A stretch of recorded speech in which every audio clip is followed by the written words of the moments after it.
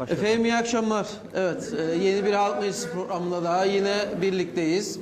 Bu akşam Tuzla'dayız. Mausa'nın hemen yanı başı Tuzla'da spor kulübünde programımızı gerçekleştiriyoruz. Yine her hafta olduğu gibi güzel bir katılım var. Sayın Belediye Başkanımız burada. Milletvekilimiz Sayın Erkut Ali var. Hayvancılar Birliği Başkanımız her zamanki gibi. Evet, güzel bir katılımla bölgenin sorunlarını konuşmaya çalışacağız. Evet, açılış için sözü ben Sayın Reşat Akar'a bırakayım. Sonrasında da katılımcılar gerekli gördükleri sorunları buradan aktarabilecekler. Buyurun Sayın Akar. Evet, herkese hoş geldiniz diyorum ben de. Sayın Belediye Başkanımıza, Sayın Muhtarımıza. Evet, arkadaşın dediği gibi sessiz olmakta fayda vardır. Konuştuklarımızı duyalım. Aynı zamanda canlı yayındır. Şu anda bütün Kıbrıs bizi izliyor.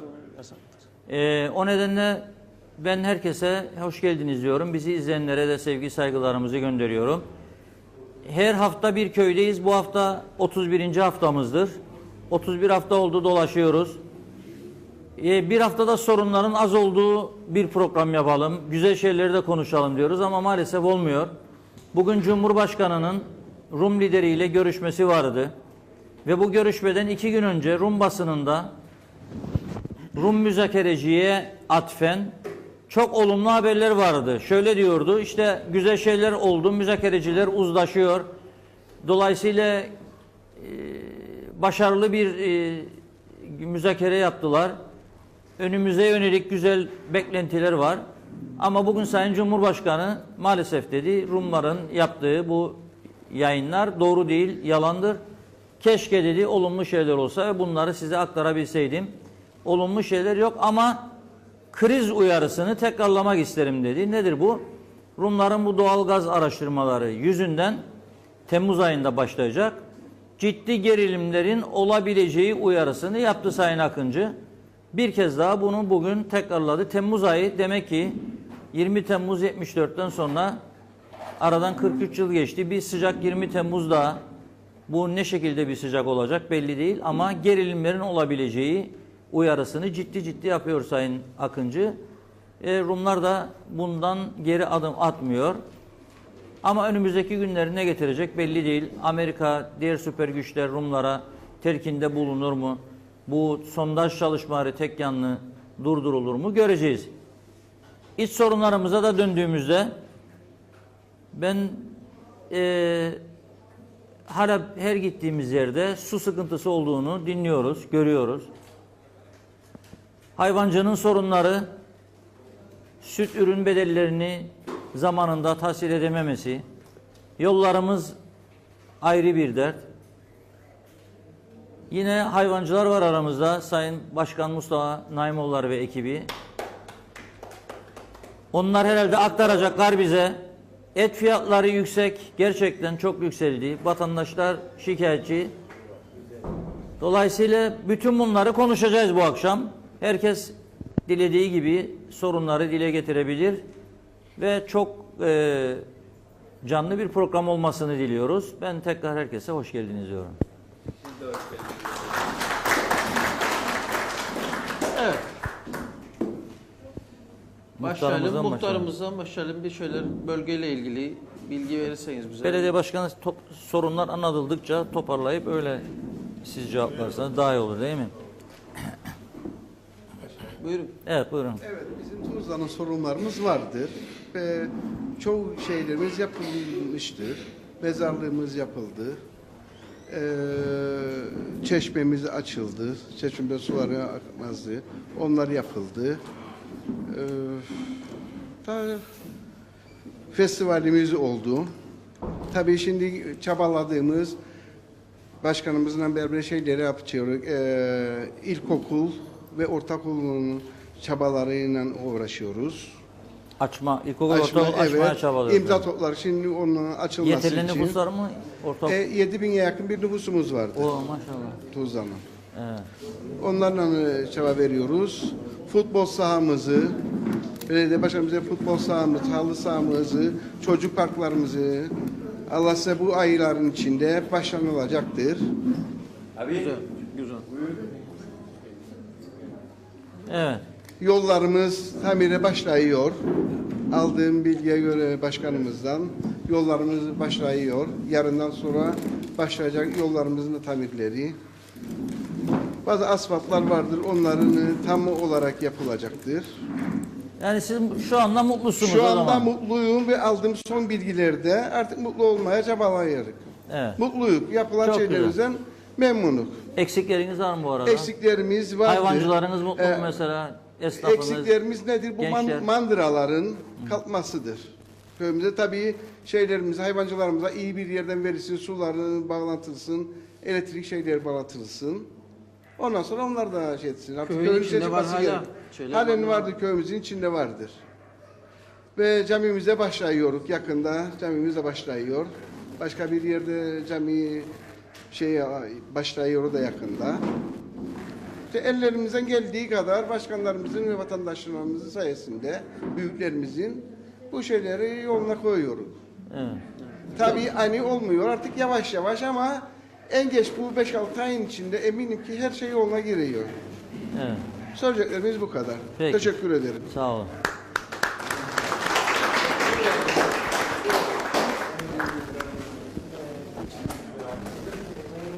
Öncelikle Tüvaloklu'ya teşekkür ederim köyümüze geldiği için ve bizi şartlar için. Miktarımız söyledi ama hepsi lafta kalır. 32 sene var mandıra istedik. Hangi belediye geldiyse yapacağım dedi yapmadı. Ben çekinmiyorum. Köyün içinde mandıramız bizim. Köylü bizi şikayet etmez ama biz dayanamıyoruz. Biz bütün köylere arsa verdiler çocuklara. Bizim köye göstersinler bir arsa verdilerse. Biz devletin evladık. Miktar bak söylesin ben ona söylerim. Geçsin bir de mandıra yerini göstersin. Bu belediye reisine geldi. Yakın tut mikrofonu yakın. Bu belediye reisine geldi vereceğim. Yer yoktu. Şakıl ocaklarına tepenin üstünde vardı. Kerhanelere yer vardı. Kerhanelere yer vardı. Çakıl ocaklarına yer vardı. Kömürcülere yer vardı. Da gelince mandıralara yer yoktu. Köye şey versinler, arsa versinler, yer yoktu. Sanayi bölgesi açtılar, içine güvercinlik ovasında. Bizim de içineler vardı, ne açmadılar? Arsa versinler çocuklara. Evet. 60 gündü süt paramızı almayız. Allah Allah. Niçin? 60 gündü. Ama bir milletvekili bir ay parasını almasın, ertesi gün içeri de gitmez. Biz 60 gündü. Paramızı almayız. Sizin alacağınız var mı? Daha kuraklık açıklanmadı. Bölge açıklanmadı. Açan genere uydu fotoğraflar bitmemiş, tekrar uydu fotoğrafı çekilmiş. Allah Allah. Uydudan mı çekerler bu tarafa? Uyduran şekiller de görürler. Demek modern olduk biz o zaman. Modern olduk ama hani modern? Evet. Peki bunlar yine sonra devam edersiniz. Tamam. Alkışlayın arkadaşımızı. O arkadaş istedi galiba. Muhtar bir şey söyleyecek. Gençlerimizin arsaları yakında açılacaktır. Bunu kaymakam hanımla biz toplandık ve şimdi biz yarın sabahtan şeylerimizin nerede neyimiz vardır Tuzla'nın için onları biriktirip halkı dağıtacak gençlerimize. Bunu ben eminim ve kaymakam hanımla biz bunlara karar verdik. Başkanla konuştuk biz İçişleri Bakanı'yla. Bana karar ver. Sen bana getir diyor şeyleri ben size halledeceğim diyor. Hadi inşallah sözde kalmasın. Yok sözde Ama gene değil. sene seçim Çünkü var, bundan daha olacak hayır. da. Daha önce 11 ay sonra seçim var. el altından bizim köyün malları gidiyordu. En son biz duruttuk bu davayı. Evet. Yoksa hiç kalmayacaktı geçti bu arsalar. 7200 tane az nüfus yok burada. Seçim Evet. var 11 ay sonra. Ve şimdi yakında bu arsalardan alacak gençlere. Evet. Teşekkür Peki. ederim. Evet, Ver arkadaşımıza. ayağa alalım sizi. Benim ismim Ahmet Yerseven. Benim şikayetim, ben burada yaşamıyorum ama bu tepe alanını antikalar diye kestiler. Hayvancılıklara yer kalmadı artık. Tepenin üstünde zaten antika diye bir şey yok sol tarafta. Aşağısı tamam eski harabeler, eski eserler. Ama tepeyi hep aldılar olduğu gibi hiç hayvanlara yer yok. Hayvanlar çıkıp gidip otlasın, daha rahat şey yapsınlar. Kestiler tellerinden gelen arabalar içine girer. Karşıdan, ana yoldan. Yani bir de onun çaresini bulurlarsa da bu insanları biraz alan daha bol olursa daha iyi olur bence. Evet. Kim ilgilenir Sayın Başkan bu işte? İçişleri Bakanlığı mı yoksa kaymakamlık mı? Eski eserler ama eski eserler aşağıda, tepeden aşağı. Tepenin üstüne hep olduğu gibi kestiler. Yani halk oraya hiç kimse giremez. İçeri girsen polis çağırırlar. Başın daha çok derde girer. Evet. Bu kadar yani. Peki.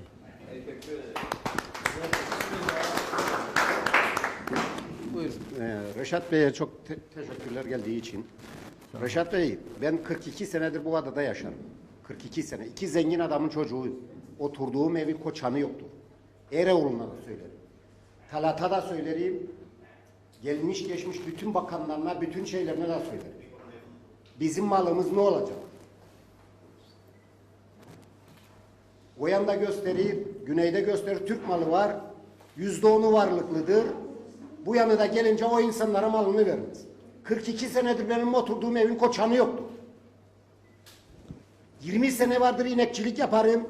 Oturduğum mandırayı kaymakamlıkların 4 tane 5 tane kaymakam geldi geçti. Kimse vermedi. Kapısını açıldı. Ne olacak bu işin sonu? Yani benim malımı gösterecek. Da bu yanda pay edecek. Onlar da yok kırsal arsa vermedi genelde. Benim oturduğum evin koçanı yok. İki zengin adamın çocuğuyum. Bir Nizam Hasan'ın, bir de Zengin İbrahim. Ne olacak bu işin sonu? 30 kusur sene Eroğlu yaptı. Memleketi yönetti. Pay etti. Yandaşlarına verdi. Ne olacak bu işin sonu? Emekli oldu. Aynı sene beraber okuduk. 1983 mezunu. Arkadaşım gitti polis oldu. O 5 milyar aldı. 25 sene devlete ödedi. 1.825'ten başlattı. Geçen gün 2 milyar 200 bin lira yaptı bana paramı. Emekli maaşım. Ve onu da işler de öderim kendine. Onu da alır bana. 150 tane hayvan vardı önümde. Kaldı 70 tane. Bu işin sonu ne olacak? Oturduğum mandıranın kağıdı yok. Kaymakamlığa gidin. O ona atar, o biri o birine atar. Ne olacak bu işin sonu? 150 tane hayvana 31 dönüm tarla verir bana devlet. 31 dönüm. Tarlalarımın içinde 4 dönüm tarla gider gelir karı şeyine söylerim ya bunu da ben ekerim ve bana vermez. En sonunda verdi. Sonra bir bakana söyledik dedik o yahu mandıramızın yanında falana verir. O da otlağı eker bize. Onu da zorla. Gittim kaymakamlığa. Kaymakam biline de yorba. Dava edeceğim seni dedi. 35 yıldır devletin malını kullanır. Ha, Ben de dedim yine beklerim seni kapının içinde.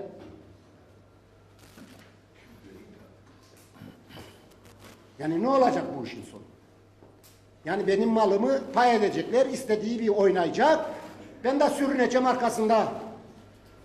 Baksınlar bakayım bir tane devlet dairelerinde Nizamoğlu varsa, memur varsa, bu şikayetinizi ev konusu çok önemli. Tapu meselesi. hiç kimse kulağı duymaz. Başka bir şey daha söyleyeyim. Veril bana 240 dönüm tahsisten, içinde çıkar 5 dönüm. Vakıf malı, kilise malı. Onu da alır ve euro arkalarında gezerim hangisi. Ne olacak? Bunun sonu başka yerden versin bana. Babamın adına verir kağıtta. Hayır diyor, vermedi. Tecetteline işlenmedi. Alır da başkasına kiralar. Evet. Aynı şekilde 150 tane inek önünde bendeki tarlayı alır da memura verir. Memur mu önemli, hayvancı mı önemli? Evet. Peki. Devlet sistemi değil, hırsız sistemi. Başındaki da hırsız, sonundaki da hırsız. Gelen de hırsız, giden de hırsız. 20 sene vardır süt taşırım Mandıram'dan Güvercinlik Kavşağı'na. 20 sene Sonunda alıştırdık, kendileri başladılar gelsinler. 8 tane küpü koyacağım. Mandıram'dan 1100 metre. Getireceğim güvercinlik kavşağına. Müdür ne diyor babiliğin? Nizamoğlu. Alacaksın 8 tane küpü güvercinlik kavşağına getireceksin. Sütçüyü bekleyeceksin. Sütçünün keyfi olacak. Ve senin sütü alacaksın ve 150 tane ineğe yalnız bakacaksın. Senelerce kavga ettim süt kurumuyla. Şimdi sütün parasını çalar. Hırsız. Söylerim kendine ya oranı düşüktür diyor. Su var sütünde. 8 daha su var sütünde diyor. Yok öyle söyleme, öyle söyleme. Yayında Yani bunlar ne olacak? Yani hayvancı. Hepsi çekili. 30 tane koyunu olan adam 1200 tane koyunu olan adamı mahkum eder. 5 tane ineği olan 500 tane ineği mahkum eder. Biz bunları yaşadık. Zamanında Ferdi Sabit zamanında 500 lira inek başı verdi. Kelle başı 500 lira verdi. Kim yedi onu? Çıksın bu arkadaşlar bir tanesi daha söylesin. Kim yedi? Kasaplar yedi. Ciğeri 5 para eden kasap gelir bizimle alay eder. Kimse çıkıp da bir şey söylemez. Cebine 1 milyar lira koy ve alacak inek alacak. Tam senden Arkadaş kes de ondan sonra konuşun. 500 liraya inek, 1 milyar liraya inek alacak. Adam çıktı da 1 milyar liraya inek alacak. Geldi benim mandırama, çıktı 4 yoldan. Gittiği şeye Kukla'ya, Kukla'dan geçti çay önüne, kandıramadı birini, geçti güvercinliğe, güvercinlikten de geldi bana. Ben de babuşlar ayağımda, şort kıçımda, bir de atlet üstünde inekleri koyun gibi görürüm o aya. Baktım mandıra inek dolu. Abi düğen var mı, inek var mı? Dedim yok. Ben seni tanımam, çekin var mı, yok mu, neyin nesisin? Dedim yahu, nesi? Ya abi dedi peşin para. Peşin para tamam dedi. O kurat senede hayvanda para etti. Bir düğen vardı 3 yaşında. Getirdim daha be dedim düğen. Abi dedi biraz zayıf. Dedi Tosun ama dedi bak o durur nasıl durur dedi. Ben sana mı geçireyim yoksa sen bana geçireceksin. Aynen böyle söyledi. Gittik Tosunlara. 45 tane Tosun besledi. 30 tanesi toprak ürünlerine gitti borca. Kaldı 15 tane. Getirdim dedim yani ha bak Tosunlara dedim yani beğendiğini. Adam ne dedi bileyim? Bu duru dedi. Bu duru. Hayvancıyı böyle yedi. Kimse sesini çıkartmaz. Evet. Peki Mustafa Bey de buradadır. Biraz sonra hayvancılık konusuna değinecek. Teşekkür ederiz. Sağ olun.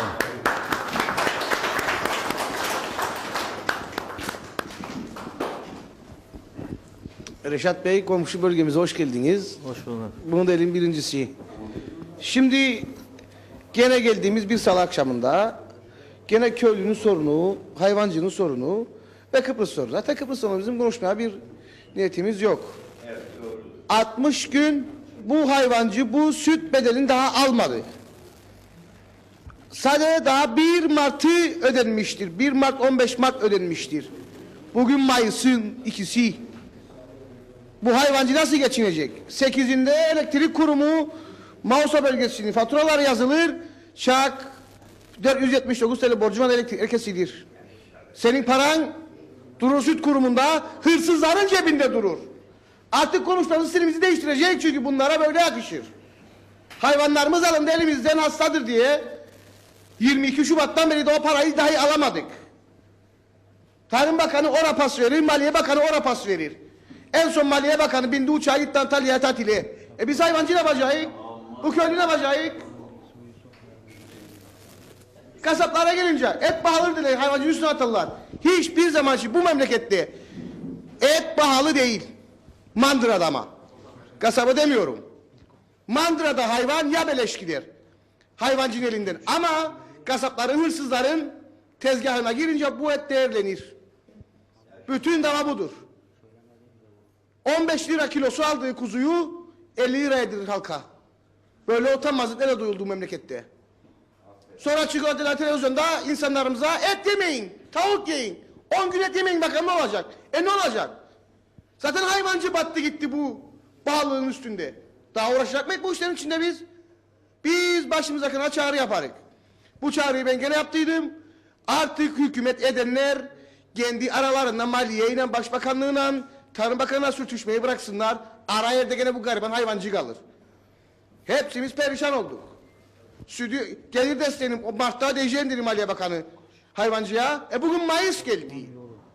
Unuttuk, soralım ben o gün hangi Mart'ta. Bize tarih vermedi. 2017 mi 2018 mi? Yanlışımız o. Başkanlarımız canlarını yiyor başkanımız. Hepsi canlı yiyor. Ödeme bir şey yok bu hayvancıya. Onun için biz artık bu programlara çıkarık. Bugünden sonra çıkmaya karar aldık. Ne için karar aldık? Biz artık bugünden sonra yollara dökülmek istedik. Eylem ise eylem. Gene çıkacaksın. Bu programları vermezse seni nasıl sesini Eylem ise eylem artık bizim. Bizim Evet. başka ona çağrımız var. Biz bir an evvel eylem kararı açıklasak biz usandık bu yalancıların elinden konuşmaktan. Yetti artık ya. Bütün hayvancıyı gez burada. Cebinde 5 kuruş bulman. Nizam olsun, o biri olsun, o biri olsun, o biri olsun. Bankalarda çekleri döndü. Süt parasını alamıyor. Yok onu alamıyor, yok bunu alamıyor. Yetti artık. Dönem çeker %10 faiz alır, ayrı konu. Kooperatif Merkez Bankası'na yem borcu olan hayvancının geçmiş dönemden Kurak yıldan %36 faiz ödemek zorunda o borç vadesine düştü diye. Bunu duyan yok, gören yok, eden eyleyen yok. Bu hayvancı ya evini geçindirecek. Ya hayvanına bakacak, ya borcu ödeyecek. Biz de kesip biletelim Antalya'ya, başka yere gidelim, kalmanda gelmeyelim buraya. Para yok dedi. Yahut da Para bizim bir kurtuluş yolumuz vardır. Takacak bazımıza istavrozu, gidecek Anastasyalis'e beslesin bizi. Çünkü bu emeka bizi besleme bu küçük bir hayvancı kitlesini. Ve teşekkür ederim. Buyurun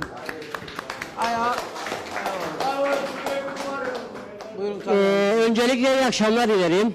Değerli başkanımız, sayın milletvekilleri, köyümüze hoş geldiler.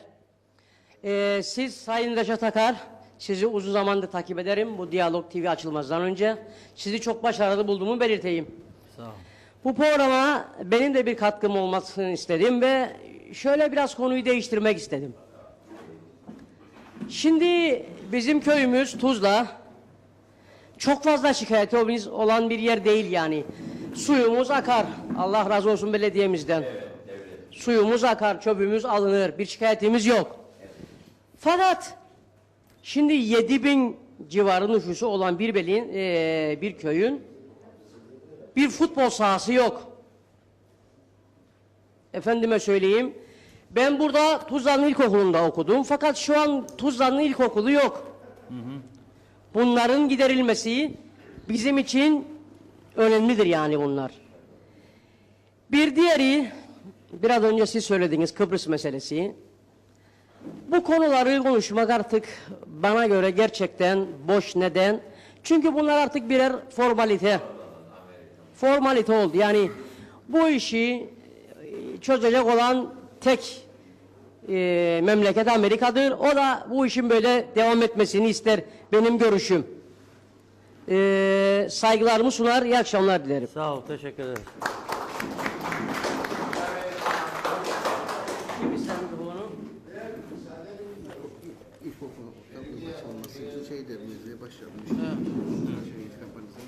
Buyurun. Tamam. Buyurun. Süt parasına geldi. Süt parasında zamanında benim 2013'lerde bir şey 50.000 lira param döndü. 4 milyar 700 bin lira her çekim 3 milyar 700 bin lira en ufak çekim 1200 lira. Devlet alır sütü ödemez. Devlet alır sütü ödemez. Kasapları getiririk baksın tosunlara. Dedik ya beğendiysen tosunlar çek otomobili. Adam eğildi baktı üstüne baktı altına baktı. Nizam dedi. Bir fiyat söyle dedi. Ne söyleyeceğim be dedim yani. Kandıracak beni yoksa kandırayım seni dedim yani. Yahu dedi bir fiyat söyle dedi. Nasıl inat adamsın yahu dedi.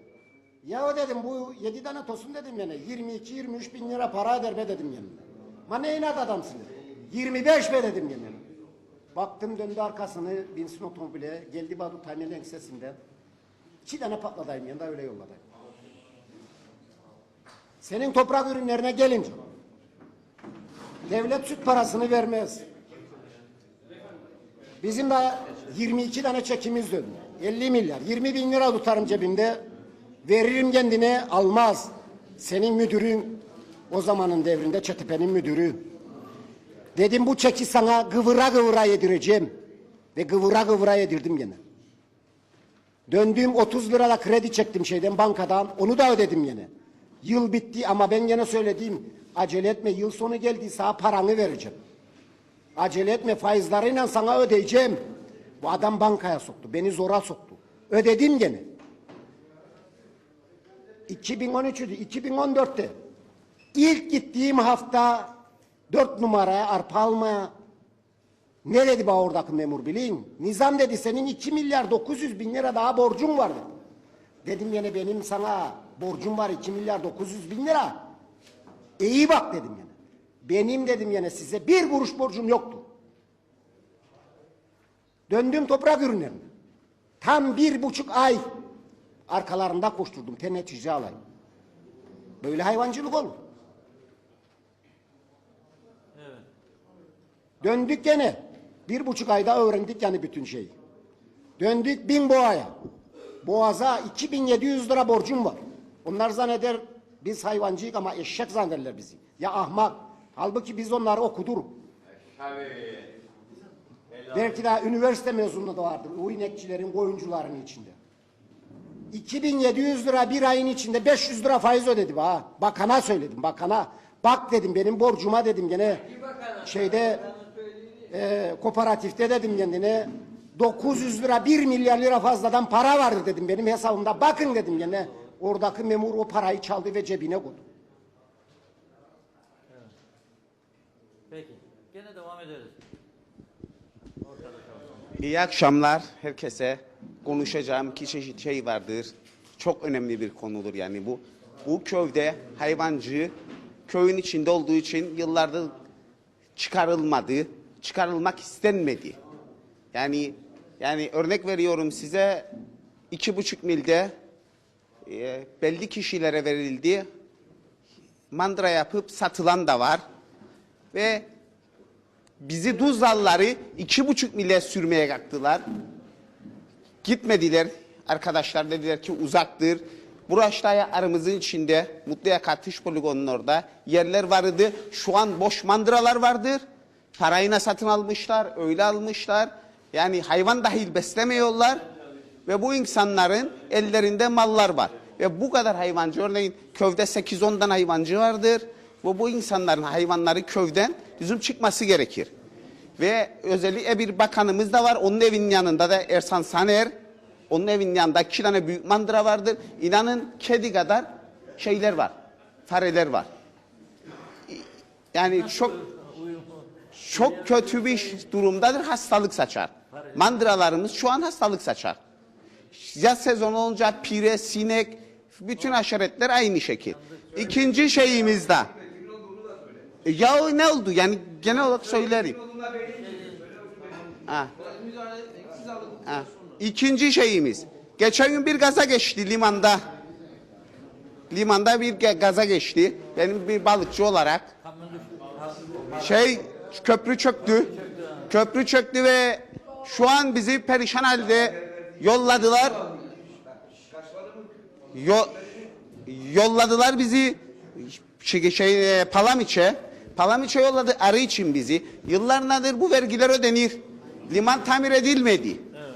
Yani mesela örnek veriyorum bir tayka değil saniye işi Zıkkı Usta diye bir fiberci iyi bir usta 1-2 adım daha geri kalsaydı adam denizin içinde artık Allah bilirdi orasını ne geleceğiydi başına ve mazot katkı payları kesildi. 1 yıldan fazladır hiçbir para alınmıyor.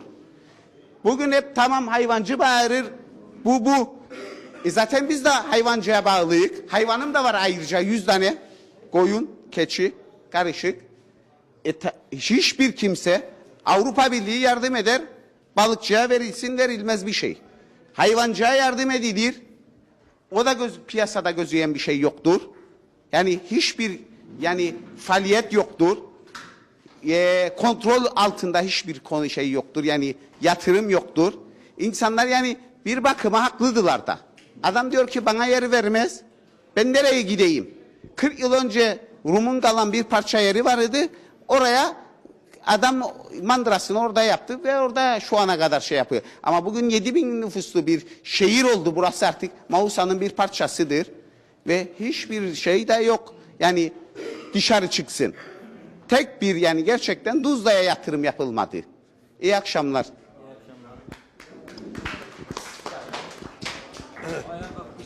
Tamam. Ben Derviş Ahmet Güvenir. Önce sayın milletvekili arkadaşlarımıza ve değerli belediye başkanımıza ve diyalog ekibine hoş geldiniz diyorum.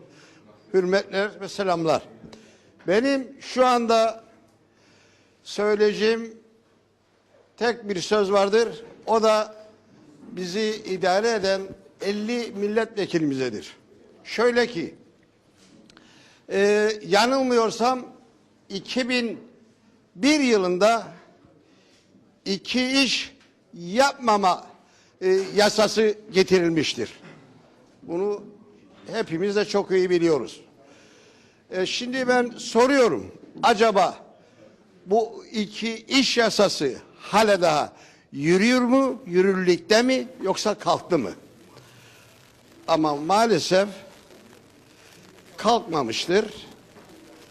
Sadece o fakir ve yoksul kimselere kalkmıştır. Ama bizi idare eden 50 milletvekilimizin birçok ferdi bugünküğünde hala daha bu iki iş yasası üzerinde hala daha devam etmektedir. Ne üzücü ki kendi çıkarttıkları yasayı bizi idare eden 50 milletvekilleri bu yasayı kendiler feshetmiştir. Bu çok üzücü bir şeydir ve bunu söylemekle ben iftihar ediyorum ve bunu dile getiriyorum. Bunu hepimiz çok iyi bilmesi lazımdır ve bunun hesabını acaba kim verecek? Benim size söyleyeceğim bu kadardır. Teşekkür ederim.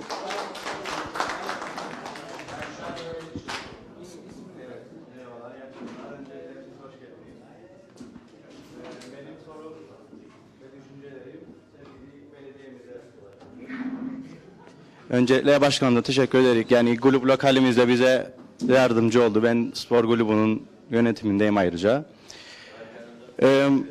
Evet. Şimdi köyümüze gerçekten güzel sözler verildi. Fakat benim düşüncem ve sorum acaba bir KKTC klasiği mi olacak? Yani seçimlere yaklaştık mı diye bu güzel sözler verildi mi? Yoksa bir iki ay içerisinde güzel gelişmeler görecek mi? Kayda değer ve gözle görülen. Yani benim düşüncem bu. Bir KKTC klasiği mi olacak? Yoksa kayda değer bir gelişme olacak mı? Kulüple ilgili verilen sözler varsa kulüp. Köyümüzle ilgili. Biz kulüp olarak sadece işte çocukların veyahut erkeklerin işte hedef almıyoruz.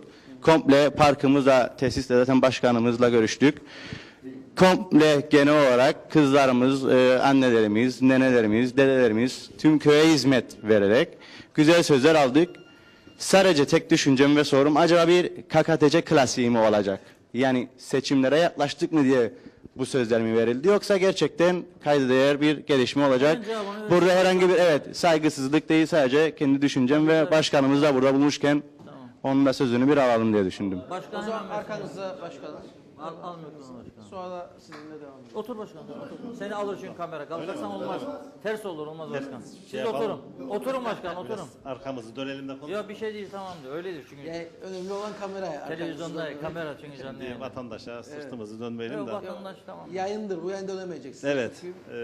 Ben öncelikle bölgemize geldiğiniz için sizlere, Diyalog TV ekibine teşekkür ederim. 31. programınız olduğunu söylediniz. Umarım ve dilerim bu programlardan çıkan mesajlar gerektiği yerlere gider ve bir fayda sağlanır. Yoksa söylenenler, konuşulanlar havada kalırsa bir şey ifade etmez. Emekler de boşuna gider. Şimdi burada arkadaşları dinliyorum. Bayağı problem var. Özellikle hayvancılık ve ödemeler konusunda. Şimdi yerel idarelerin konusu olan temizlik, çevre temizliği gibi konularda biz bütün bölgeleri olduğu gibi Tuzla'ya da gerekli özeni gösteriyoruz. Yalnız göreve geldiğimiz günden beri değil, daha da gerisinden ben kendi hesabıma söyleyeyim. Çevre Koruma Dairesi'nde çalıştığım yıllardan beri bu hayvancılık bölgelerinin oluşturulması, yerleşim alanları içerisinde mandıraların bulunmasının sıkıntılarını biliyoruz. Ama bu kadar gecikmemesi lazımdı. Tuzla'da çok imara açık bir bölge olduğu için burada problem oldu. Tabii ağıl sahipleri dertli, yetmez bir ödemeleri ve emeklerinin karşılıklarını alamama sıkıntısı, ekonomik sıkıntılar, bütün problemi oradan görüyoruz. Bunun dışında bir de yer sorunu yaşıyorlar. Ancak ülkemizde hayvancılık bölgelerinin oluşturulması ve mandıraların yerleşim alanları dışarısına çıkarılması sadece belediyelerin görevi değildir. Kaymakamlık, İçişleri Bakanlığı, Hayvancılık Dairesi, bunlar hep konunun içerisinde olan makamlardır. Ancak biz göreve geldiğimiz zaman Tuzla'da 4-5 tane bildiğim kadarıyla sorunlu ağıl yerleşim alanı içerisinde kaldı. Bizim Mausa Belediye hudutları içerisinde önceden planlanmış bir hayvancılık bölgemiz var. Larnaka yolu üzerinde. Çöplük bölgesine yakın bir bölgede. Ve bu teklifi de yaptık. Bu arkadaşlara oradan yer verirsek sorun çözülür mü diye. Yalnız oranın da köye uzak olduğunu, tam bir rahatlama getirmeyeceği noktasında bir sıkıntı oldu. Ancak kaymakamlığın, bakanlıkların diğer çalışmaları da bu arada devam ettiği için böyle bir bekleme sürecine girdi. Yalnız çok da bekleyecek bir konu değil bu. Ben tekrar burada üstüne basa basa söyleyeyim. Eğer bu arkadaşlara orası uyar ise biz her türlü yol ve suyu da sağlayarak o bölgeden verebiliriz. Bu noktada. Ancak ama kendilerinin beklediği bir şey varsa, hani burada kendi bölgelerine daha yakın bir yerde o çalışmaların bakanlık, İçişleri Bakanlığı ve Hayvancılık Dairesi tarafından yürütüldüğünü de biliyorum. Ancak Ağır yürüyor. ağır yürüyor. Bu arkadaşları çözemedi. Diğer arkadaşın sorusunu da hemen söyleyeyim. KKTC klasiği dedi. Tabii bir söylersiniz olmaz, iki söylersiniz olmaz. Artık umutsuzluk ortaya çıkar. Biz Gazi Mausa Belediyesi olarak ne söz verdiysek yapmak için çalışıyoruz. Burada da bir gecikme belki olabilir ama şimdilik o gecikmeyi de ben görmüyorum. Bir park sorunu var.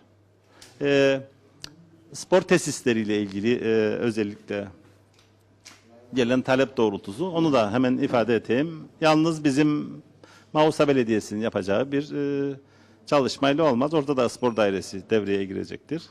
Onların da görüşü alınacaktır. Dolayısıyla ama biz projenin durduğunu ya da kilitlendiğini söylemiyoruz. O çalışmalarımız devam eder. Arkadaşın endişe ettiği o KKTC klasiği noktasına ben katılmıyorum. O olacak diye düşünüyorum. Teşekkürler. Peki. Arkaya bitirsin o, ondan sonra. Ver arkanızdaki. Bir arkaya vereyim. Arkaya vereyim. Tamam. Buyurun tanıyalım. Ben kalkmam gerekir mi bilmiyorum ama öncelikle hoş geldiniz. Hoş bulduk. Ben burada bu çevre sorununun bir değişik açıdan bakacağım. Yani bu hayvanlar ve çevre olayına değişik bir açıdan bakacağım. Biraz da olaylara Tuzla'dan dışarıya çıkarak bakmaya çalışacağım. Böyle Tuzla'nın içerisinden değil. Ben bir öğretim görevlisiyim Doğu Akdeniz Üniversitesi'nde.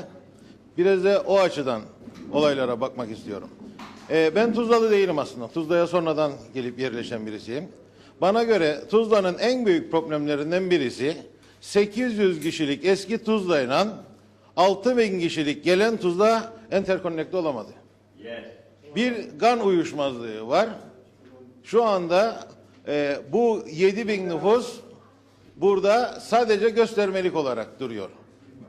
Bunu artık muhtar, belediye bir şekilde organize edip bu Tuzla'yı enterkonnekte, yani birbirine kaynaştırması lazım. Ayrık Tuzla'dır. Tamamıyla ayrık. Yani sorsan muhtarın kim olduğunu bilmeyen Tuzlalılar var. Sadece işi düştüğü zaman. Bu bir gerçek. İkinci olay, ben bir elektrik mühendisi olarak ve yıllarca da Gazi Mausa Belediyesi'nin altyapı mühendisliğini yaptım. Çok sevdiğim, çocukluktan beri arkadaşım, belediye başkanıma bu Tuzla'ya ilk girdiğimizde o karanlık, simsiyah şehriyi ne eski belediye başkanına, Oktay Kayalba, ne de şimdiki belediye başkanına yaptıramadık. Hem de çok basit. Çünkü mevcut elektrik de var caminin, meydanın da mevcut elektriği var. 10 tane armatürü koyduramadık. Ben muhtarla beraber projesini de çizdim. Dedim ki yapalım. Şu anda gece girdiğiniz zaman Tuzla'nın içerisinde böyle karanlık bir köye girersiniz. Ama başkanın yaptığı birçok daha olumlu işler var. Orada takdir ediyorum. Yapmadıklarını da eleştiriyorum, söylüyorum. Ama çok... İkinci bir olay, Tuzlalılar bir de bu camiyi hale daha kendilerinin hissetmiyorlar. Yani ben o caminin bir eski eser olduğunu, Devam edin, devam edin. Devam edin. önünde tarihi aslanların olduğunu, yaşlı hurma ağaçlarının olduğunu ve eğer çok cüzi bir maliyetle orası, o kemerler aydınlatılırsa bir eski eserin köyde çıkacağını hakikaten inanıyorum. Oysa biz ne yaptık? Utandık camiden ve kameramanınız köyden ayrılırken lütfen gitsin. Caminin havlusundan baksın ki çanın önüne karton koyduk. Utandık. Ya bir eski eser çan, yani kilise de cami de bizim ibadet yerimiz olması lazım insan olarak. İnsan köyündeki eski eserin camisinden, çanından utanmaması lazım. Evet, devam edelim. Yani bu da bir bana göre dikkat edilmesi gereken bir... Devam edin, siz zaten duyulmaz. Evet, Mikrofon olmadan bu da duyulmaz. dikkat edilmesi gereken bir sorundur bana göre. Bir diğer sorun, ben böyle sıra sıra bakacağım. Arkadaşların, hayvanların hep bahsettikleri çevre sorunu doğru. Ama ben üniversite olarak baktığımda, benim üniversitemde şu anda 75 ülkeden misafir öğrencilerim var. Ve şu anda bu misafir öğrencilerimin 4-5 bin tanesi mandıraya sıfır yurtlarda kalır. Mandıraya sıfır. Şimdi böyle yaz gecesi de Mausa'dan rüzgar gibi kokular böyle batıdan başlar doğuya doğru eser. O 65 bin tane elçimiz orada, KKTC'yi tanıtacak olan elçi pencerelerini kapar, burnunu kapar ve kendi ülkesine gider. Parfüm Olay, artı sıfır noktasında hastane var. Bakın. Kıbrıs parfümü. Acaba diyorum bu kadar bu yabancı öğrenciler kendi ülkelerine gittiğinde bu kokudan bahsedecekler. İnşallah bahsetmezler. Yani bir de olaya sadece böyle bakmayalım. Yani köyümüzde hayvanlar. Bir de hakikaten üniversitede şu anda orada 4000 yataklık bir yurt kapasitesi var. Ve bu mandıra orada sıfırdır. Yani aynı şekilde. Neyse yani ben bir de o açıdan Doğru. irdelemek istedim. Yok, çok güzel bir Artı konuya temas ettiniz. Artı yine çok önemli bir konu. Maalesef bizim Tuzla'mızda bir bypass yolu yapıldı. Üniversiteden, hastaneden Tuzla'ya gelen bypass yolu. Ve bu yol eskiden sanayi bölgesinin arkasıydı. Şimdi bu yol geçince önler hep arka oldu, arkalar ön oldu. Bütün fabrikalar yüzlerini doğuya dönmeye başladılar. Oysa eskiden arkalarıydı onlar. Yol geçince ben ona bir şey demiyorum. Artı ne oldu? Oradaki sanayi fabrikalar, atölyeler bir anda showroom oldu. El değiştirdi. Ve devlet de buna, karayolları da, ben dürüst bir bakan istedim. Bayındırlık Bakanı istedim. Bana açık ve net olarak. Ama bu dürüst bakanı şimdi de istedim. CTP döneminde de istedim. Ondan önceki dönemde de istedim. Aynen şöyle dürüst istedim. Bana bakın çok net olarak konuşuyorum. Kavşaktan hastane çemberine kadar 450 metredir. Bu 450 metre çift şerit ana yola 14 tane tali yol çıkar. Ve bu yol ölüm yoludur. En fazla kazaların olduğu yerdir. Ve devletimiz veya karayollarımız ne yaptı? Fabrikaları kurtulurken en son fabrikadan sonra yolun kenarına bariyerler koydu. Biri atılmasın. Ama sanayi bölgesinde 13 tane tali yol çıktı orada. 20 metrede bir tali yol var. Ana yolun içerisinde kamyon fırlar. Ve bunu kimse dile getiremiyor. Ben bunu kaç defa diğer televizyon programlarında da dile getirdim. Sonuç sıfır. Hasan'ı idare et, Mehmet'i idare et. Yani bana lütfen başka bir ülkede ana yola çıkan 400 metrede 14 tane tali yol gösterin. 400 metre bir uzanlıkta. Ve burası da ölüm yolu. Doğru. Yani bu da çok önemli bir sorundur. Bir de diğeri genel olarak çok uzatmayayım kısa. Çünkü ben Tuzla'da değilim yani. Tuzla'da otururum ama Tuzla'da değilim. Ben sadece böyle Burada oturuyoruz. çevreden konuşuyorum. Bizim de toplum olarak en büyük hastalığımız çok tez unutuluk. O gün olay olduğunda bir öfkelenerek ikinci gün her şey süt, liman olur. Bunlardan bir tanesi son 1-2 günün gazete ilan olayları. Anlayamadım. Ben üniversite mezunuyum. O Raif'i yediniz, bizi yiyemeyeceksiniz. O kapalı cümleleri anlayamadım.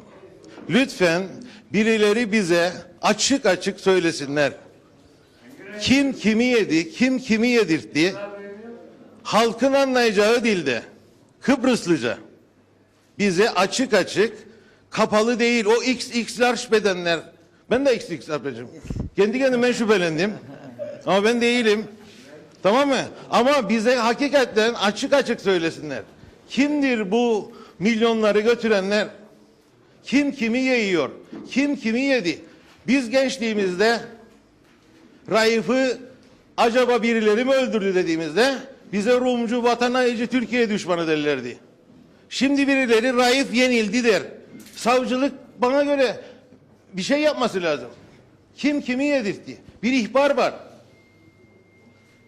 Bu gazete ilanları kime, niçin verilir? Bu mesajlar kimedir? Niçin örtülü mesajlar gidiyor? Yoksa bunların gideceği yer çok mu derindir?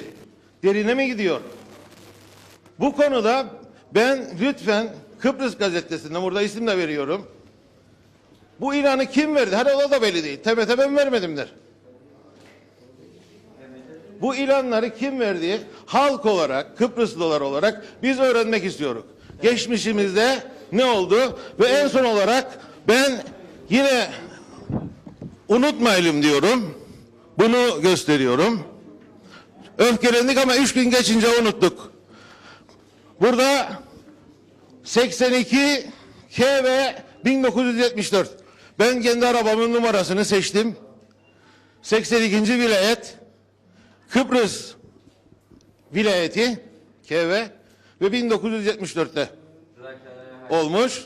Ama ben yine de diyorum ki buluta, vilayete, valiye, plakaya hayır. Söylenen belli, söyletilen kim? Teşekkür ederim. Peki, sağ olun.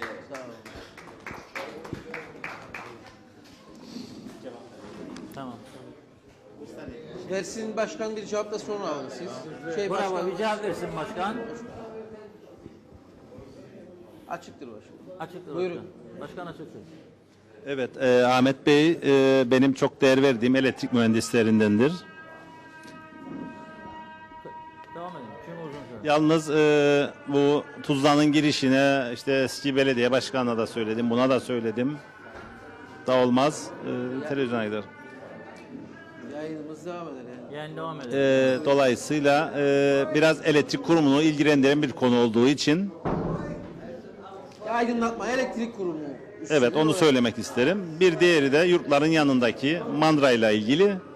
O konuda bizimle Sağlık Bakanlığı arasında yazışmalar oldu. Biz oradaki mandıra sahibine kabul ettiği için bizim organize hayvancılık bölgesinden mandıra yeri verdik. Oraya taşınacak. Teşekkürler. Evet. Evet. Belediye reisimiz söyledi ki bizim 4.000 dönüm arazimiz vardı. Kıraç 700 dönüm daha yukarıda kıraç Karpazlılara peş peşe çekildi ve verildi ve daha boş yerler vardı. Yeşil Tuzla topraklarını kale Biraz burnuna, sessiz olursak biz bile duyamıyoruz şeyleri. Lütfen. kale burnuna başkana pes çekiyor kaymakamlık. Da bizi Mausa'nın çöplüğün üstüne atacak. Ne ovası var, ne şeyi var, tuzlu su, şey için. Hayvancılık arazi ister. Benim hayvanım onda, arazim bunda. Kolaydı söylemesi, Tuzla orada şu. Benim 10.000 dönüm arazim olacak. Kırmızı toprakta kayalar verilmeyecek. 4.000 dönümde arazi, karpazlılara çakıl ocakları pes çekilecek. Böyle şey olamaz hiçbir yerde ve böyle de belirlenmiş. Mausa bölgesinin sıkılmış bir arazi ve Mausa bölgesinin çoğunda da insanlar kalır, ev yaptık. Evini kiraladı, geldi kalır onun içinde. Benim bu dediğim bir yerde 400 dönüm arazi ki 4.000 dönüm arazi evini sattı, geldi ev yaptı oturur. Nice çakır ocağı. Nice çakır ocağıdır. Biz de mandıralarda gidelim istediğimiz yere. Öyle söyleyin. Ya böyle olmaz ya. Konuşsun Ben- bitirsin. Buyur devam etsin. Doğruları söylüyor. Ne yapacak? Bir araya gidelim. Ya, olmayacak böyle. Bir kısa ara verelim. Bir kısa ara verip devam edelim.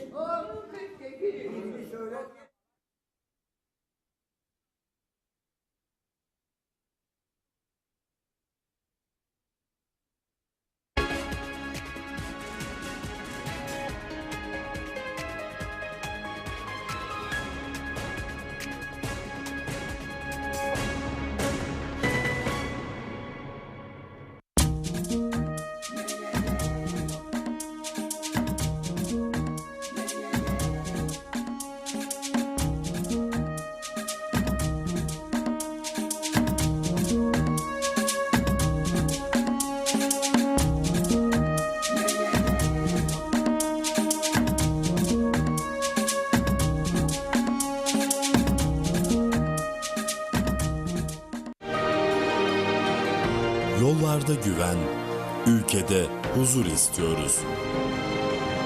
Polisimizden daha çok denetim, sürücülerden dikkat bekliyoruz. Başka ocaklar sönmesin. Diyalog Medya Grubu. Artık siz de habercisiniz. Tanık olduklarınızı bildirin, çektiklerinizi gönderin. Diyalog TV, WhatsApp ve BİP ihbar hattı hizmetinizde. Toplumsal sorumluluğun bilinciyle sizler de haber değeri gördüklerinizi bizlerle paylaşın. WhatsApp ve BİP ihbar hattı 0533 832 15 15. Yayınlanmaya değer her haber ve aktarılmaya değer her görüş Diyalog TV, WhatsApp ve BİP ihbar hattında. Yaptığı yayınlarıyla Kuzey Kıbrıs gündemine damgasını vuran Diyalog TV, internet yayıncılığında yeni bir çığır açıyor. Diyalog TV, Facebook canlı yayın. Diyalog TV yayınları artık Facebook canlı yayında. Yapmanız gereken tek şey Diyalog TV grubunu takip etmek. Haberler, son dakikalar, gündemi belirleyen programlar hepsi yanı başınızda.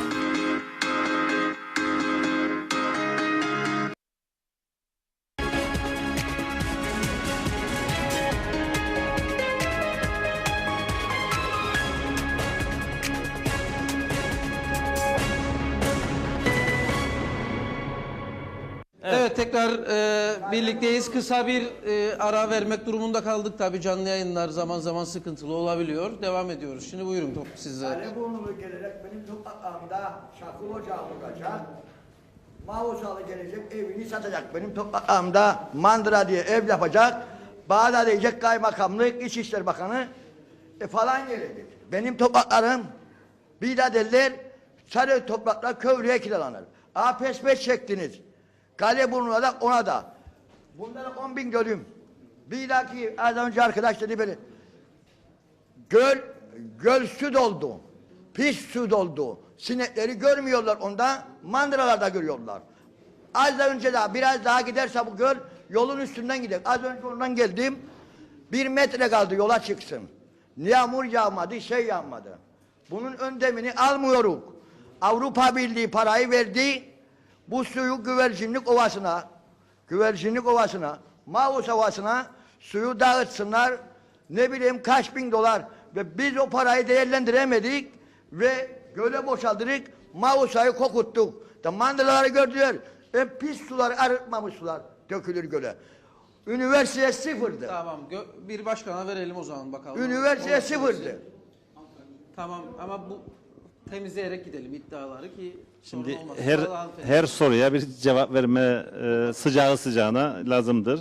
Bir defa arıtma tesisinden çıkan su tarımsal amaçlı kullanılıyor. Güvercinlik Ovası'nda da isteyen arkadaşlara suyu veriyoruz. Bu arkadaşımın babası da biliyor. Suyu veriyoruz biz. Belki eskiden problem olabilirdi. Yani göle giden su kirli bir su değil. Arıtılmış bir sudur, kullanılıyor. O dediğiniz büyük proje herkese nasıl olacak? O üzerinde çalışılan bir konudur. Zaten kapasitesi de şu anda dolmuştur arıtma tesisinin. Ama çıkan su gayet berrak ve tarımsal özellikle hayvan yemi yetiştiriciliğinde kullanılan bir sudur. 3-4 üreticiye oradan veriyoruz. Peki. Teşekkürler. Hanımefendi dedi bir dakika ama alalım sizi. Bir daha önce söz almayanlara verelim ondan sonra gene veririz size. Sen al buradan. Benim adım Meryem, lise öğrencisiyim, Temeka'da okurum. Ben evde canlı yayınınızı izledim ve orada gördüm ki siz halk meclisi kuruldu. Tuzla'da halkın şikayetleri dinleniyor dediniz. Ama ben burada hiçbir kadın görmedim. Bunu bize kim söylediyse böyle bir şey olacak. Bizim de hakkımız vardır. Buraya öğrenciler de gelsin, kadınlar da gelsin. Şikayetlerini bildirsinler. Bize dediler ki tarım hakkında konuşacak, hayvancılık hakkında konuşacak. Her şeyle ilgili konuştular. Ama burada yani bu köy bu değil. Bunun kadını var, çocuğu var, öğrencisi var, derdi olan çok insan var. Yani madem böyle bir şey yapacaksınız, bize de konuşma hakkı verin ki biz de şikayetlerimizi bildirebilelim. Buyur. Öncelikle baktığınızda biz her sabah saat 7'de burada hemen kahvenin yanında beklerik otobüsümüzü. Bir tane durağımız var. Belki de 70, belki 100'e yakın öğrenci var burada. İlkokula gideni var, liseye gideni, ortaokula gideni. Bizde sadece bir tane durak yaptılar. Yağmurun altında biz milletin balkonlarının altına girerik. Yani bunu kimse konuşmaz. Tamam hayvancılık da önemli, onlar da önemli ama bu yapılmadı yani. Bunu kimse söylemez.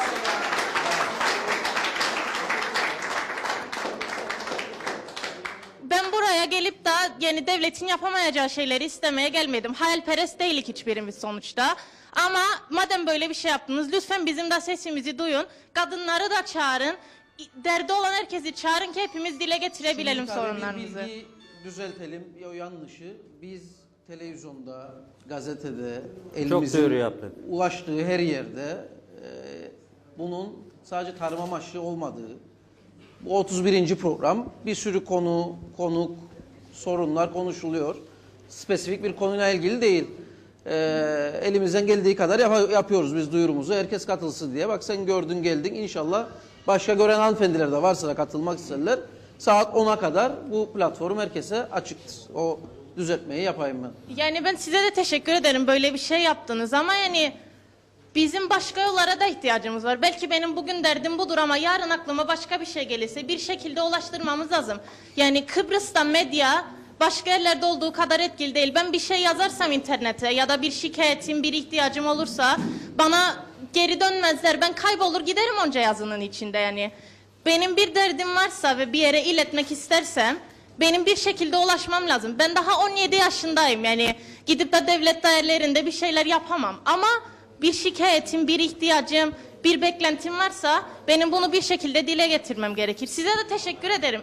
Yani bize bir izin verdiniz ama yani lütfen bunlara da biraz dikkat etsinler. Tamam. Dediğimiz gibi öğrencilere de sorsunlar ihtiyaçları nedir. Teşekkürler. Bravo.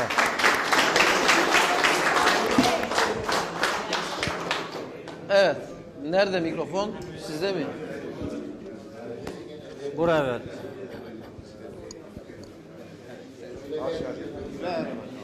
Tamam. Buyurun. Evet. Sayın Başkanım, sayın milletvekillerim ve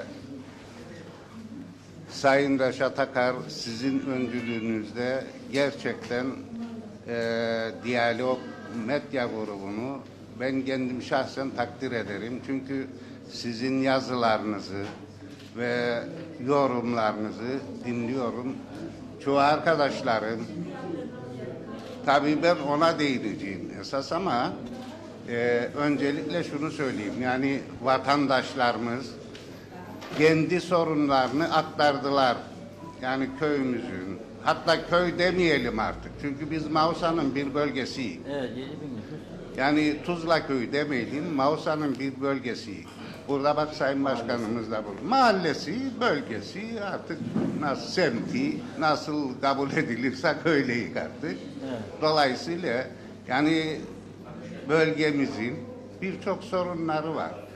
Bazı konuları aktardı yani vatandaşlarımız, köylülerimiz ama daha da detaylı aktaramadılar. Ama ben onlara hiç değinmeyeceğim çünkü genellikle söylendiği muhtarımız bilir, görüşürler, şey yaparlar.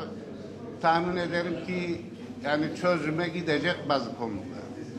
Ama ben burada bir baktım ki bir iki arkadaşımız dedi ki bizi dedi Kıbrıs sorunu bundan sonra ilgilendirmez. Pekala bizi Kıbrıs sorunu ilgilendirmezse biz burada neyi tartışırız? Neyin davasını yaparız? Hellim parası alacak, süt parası alacak, yoksa arsa alacak, yoksa bandıra alacak. Eğer Kıbrıs konusunda verilecek olan tavizler veyahut bizim burada bekamız diyelim artık sıfırlanırsa kim neyi alacak? Ben bu konuda yani sizlerin yaptığınız yorumları çok yani böyle yerinde incelerim ve devamını da dilerim çünkü halkı aydınlatmak yönünden gerçekten bilemem zamanında Annan planı diye bir plan çıkarttıydılar. O planda rahmetli İsmet Kotak, Allah rahmet eylesin, Sayın Fuat Veziroğlu ve şimdi bir yazarımız daha vardı ve BRT'nin de müdürlüğünü yapmış o bu arkadaşlar.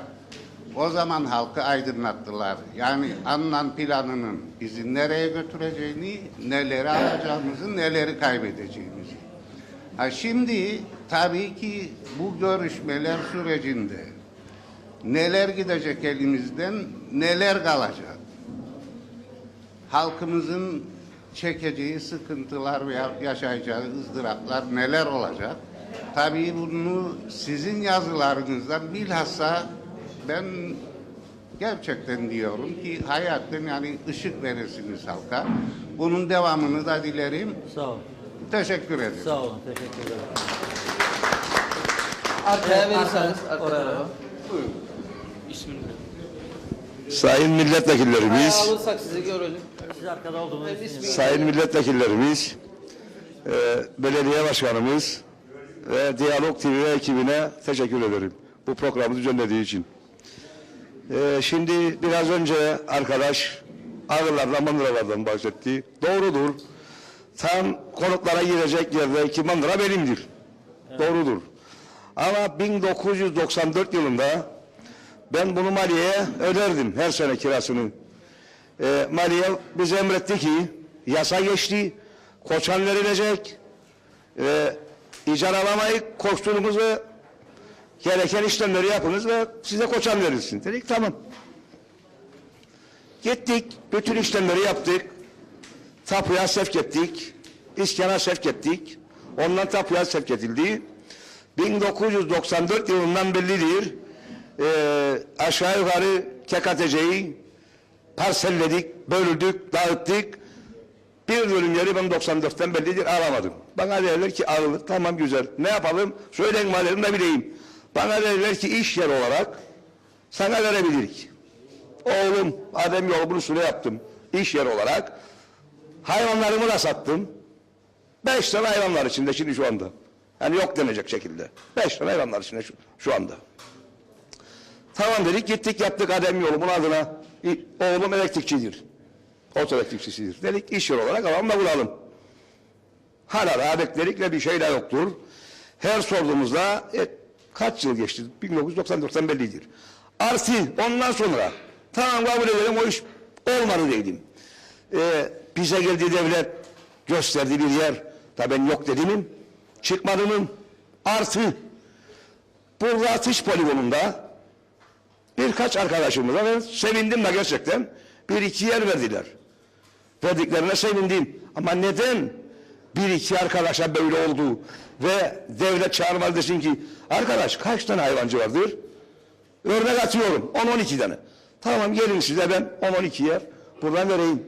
Neden 2 kişiye 3 kişiye verildi ve geriye kalan hayvancılara verilmedi?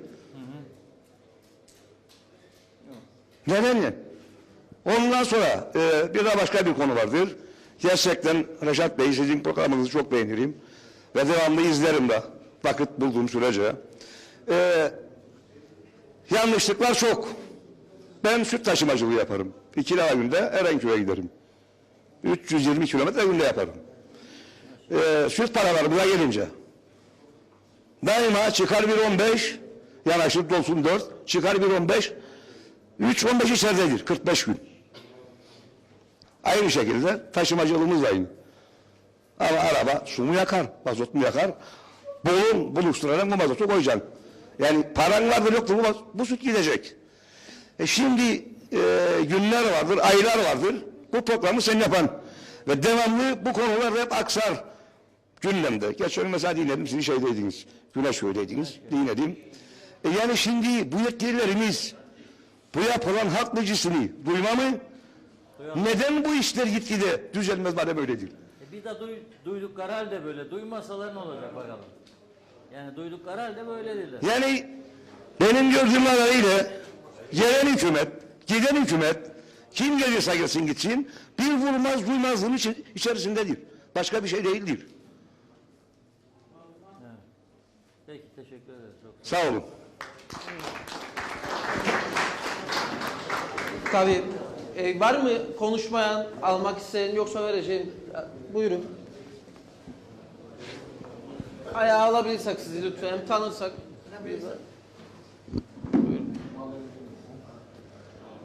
Sayın Vekillerim, hoş geldiniz. Sayın Başkanım, Sayın Diyalog temsilcilerine hoş geldiniz. Bizi ilgilendiren en fazla çocuklarımızdır, yarınımızdır. Çocuklarımızın bir geleceği yoksa biz de yokuz. Bugün çocuklarımızın bir ilkokulu, bir ortaokulu, bir lisesi yok. Ve çocuklarımız buradan Tuzla'dan Mausa Tuzla yolu 10 dakikalık yol. Ancak çocuklar yarım saatte gidiyor. Bu çocukların canları avuçlarının içerisindedir. Okula gidiyorlar ki çok mühimdir. Çok mühimdir. Okula gidiyorlar. Okulda sabah saat 8'de okula başlıyorlar. Saat 1'de çıkıyor. Yani 5 saat. 5 saat daha 1 saat alırsanız içinden teneffüs şeyleri 4 saat. 4 saatte ne dersi yapıyor? Ne öğrenirler? Bunlar çok mühimdir. Yalnız hayvanla bilmem neyle değil. Bizi en fazla ilgilendiren çocuklarımızdır. Çok teşekkür ederim. Sağ olun. Evet. Kusura bakmayın. Güzel bir konuya temas etti bu izleyicimiz, konuğumuz. Arkadakiler duymadı. Sabah 8'de gidip 1'de gelen çocuk diyor. 5 saat ki bunun 1 saati yolda okula. 4 saatten ne öğrenebilir diyor. Yani tam gün eğitim sisteminin olmamasına dikkat çeken bir görüştü bu. Bence çok önemlidir. Dikkate alın. Eğitimdeki üniversitelerimize talebe sayısı artıyor ama eğitimdeki başarımız düşüyor yıllar itibariyle. O nedenle de çok önemli bir konuya dikkat çekti. Farklı bir konudur. Ben çok hoşlandım bunu. Sizler de konuşabilirsiniz. Verin mikrofonu. Mikrofonu alın mikrofonu. Öğretmen sesinin için çıkartmıyor. Çocuk tamam olmadığı için Ders verecek ve para alacak. Ders verecek ve para alacak. Yani şeyler kötüye kullanılıyor. Peki. Evet arkadaş buyurun siz. Demin iki konuya dayandık. Bir konuya daha dayanmak isterim. Herhalde arkadaşlar avcılar vardır. Bugün avın katliamı en fazla bu sulardadır. Göllerde, ilaçlamalardadır. Hortumuna sinek öldürülecek diye ilaç veriliyor. Keklik, tıraş, tavuşan, palazıkan zehirleniyor. Ve bugün avın en fazla tükendiği zaman bu zamandır. Bu aylar, bu 1-2 ayda sinekler zehirlenecek diye hepsi keklik yani doğadaki hayvan tüketiliyor. Bırakın işte 3 tane teline tutarlarmış kaçak avına. Esas katlayanlar bu zehirlerin adır. Çok defa bu ektikleri enginar bahçelerine, ilaçlarına, hormonlarına, yani verilen ilaçlarına çok büyük katliamlar oluyor. Yani bahçelerde özellikle. Ve bu sularda ilaçlanmak için yani. Bu dikkate alınması gereken bir şeydir doğada. Evet. Sayın Başkan buna cevap vermesi lazım çünkü çok önemli bir konu. Bu konuda. Şimdi değerli arkadaşımız dedi ki sular, ilaçları, evet böyle söyleyeyim, sivrisineklerin öldürülmesi için. Ama burada ben de bir şeyi gerçekten isterse yarın Sayın Başkan da gelsin, isterse buyurun siz de gelsin. Evin ektiğim böyle çiçekler var. Yani şimdi bu yaz gülü derler o çiçeklere. İnanın böyle su atayım dedim üstünden. Milyonlarla sivrisinek kalktı. Milyonlarla sivrisinek uçar üzerinden. Şimdi o çiçekler mi eder o şeyi? Sivrisineği. Yani ben bunu anlayamadım da. Yoksa çevreden mi geliyor? Yoksa çevreden mi geliyor? Şimdi buna bir önlem alınması şart. Ya maçta mandıralar var dedi. Köyün içinde. Acaba mandıra, sivrisinek mandıradan mı olur? Ben onu da bilemem. Ki sivrisineğin ürediği yer bataklık. Bataklıktır evet. Sulak yerlerdi. Şimdi hal böyleyken bizler mi hasta olalım? Ki yarın isterse başkan hatta siz de temsilci gönderin. Göresiniz böyle bir şey yapayım, su atayım. Milyonlarla sivrisinek kalkacak üzerinden. Evet. Bilmem artık bizim arkadaşımız ava meraklı. Tabii ki onun duygularına da veyahut Hak görüşlerine vermemek de mümkün değil hak vermemek tabii. Doğa mümkün değil. hayvansız Doğanın olmaz. evet. Evet. Ama insanlara da bir zarar gelecekse Bravo. bilemem. Buyursun Sayın Başkanımız cevaplasın bu konuyu. Evet, özellikle göller bölgesi dediğimiz Çanakkale göletinin olduğu bölgedeki ilaçlama biyolojik bir ilaçlamadır. Larva mücadelesidir. Dolayısıyla göle kimyasal bir şey attığımız yok. Onun dışında bu sene biraz yağışlardan dolayı etrafta çok aşırı otlanma olduğu için yabancı otlarla mücadelede belediye ekipleri sürekli çalışır. O küçük sivrisinek olmayan diğer sinekler ot sineğidir. Onlar da bu temizlikle ortadan kalkacak. Bunun dışında kontrolsüz bir zirai mücadele olabilir. Yani enginar tarlasından falan bahsetti arkadaş. O tabii Tarım Bakanlığı'nın takip edeceği bir şeydir. Teşekkür ederim. Peki. En arkada bir değil mi orada? Bak buradaki geçti Yok, geçti. yok, tamam. Abi, çok istedim. Buyur bakalım Merhaba. hadi alalım seni. Merhabalar, ben Umutcan. 8. sınıfa giderim. Türk Maarif Koleji'nde okurum. Ben bu okul otobüslerinin greviyle ilgili konuşacaktım. Bu grev ne zaman bitecek? Çünkü yaklaşık olarak 7-8 kişi bizim sınıfımızdan bugün gelmedi ve eksik kaldı konuları. Evet.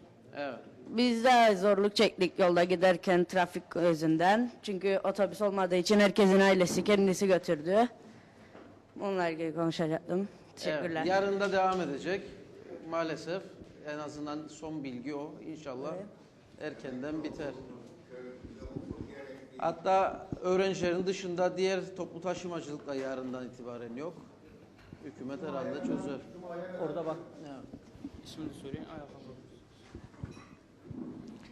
Hepinize iyi akşamlar Sayın Diyalog TV ekibi, hoş geldiniz. Yakın tutalım biraz mikrofonu. Sayın bakanlar, milletvekilleri ve sayın belediye başkanımız hepsiniz hoş geldiniz. Yani var yarım saattir burada izlerim. Her kim şikayet ettiyse her konuda haklıdır.